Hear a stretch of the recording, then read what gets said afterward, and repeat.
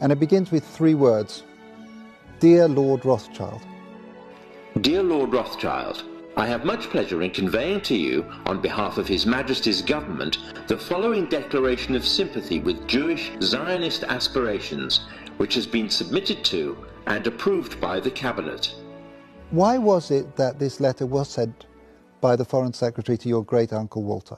It's an interesting question because it was primarily a movement from Eastern Europe, but they didn't clarify who was in charge of that movement.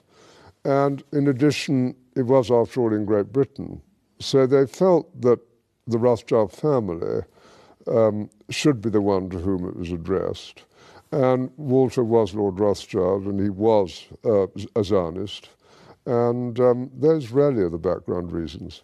So Walter received the Balfour Declaration, and I have a copy here. And I wonder if I could possibly ask you to read it for us. Yes, indeed. Yeah. I'm going to put on my spectacles to make sure I read it accurately. His Majesty's government view with favour the establishment of Palestine as a national home for the Jewish people, and will use their best endeavours to facilitate the achievement of this object, it being clearly understood that nothing shall be done which may prejudice the civil and religious rights of existing non-Jewish communities in Palestine, or the rights and political status enjoyed by Jews in any other country. I should be grateful if you would bring this declaration to the knowledge of the Zionist Federation. Yours, Arthur Balfour. And here it is, the Balfour Declaration. What do you feel when you see it here? I genuinely feel it's one of the most extraordinary moments in the history of the Jewish people. If you think it took 3,000 years to get to this, and then you say, how did this miracle happen? It's the most incredible piece of opportunism. I mean, if you think you had an impoverished would-be scientist, Chaim Weizmann, who somehow gets to England, meets a few people, including members of my family, seduces them. He has such great charm and conviction.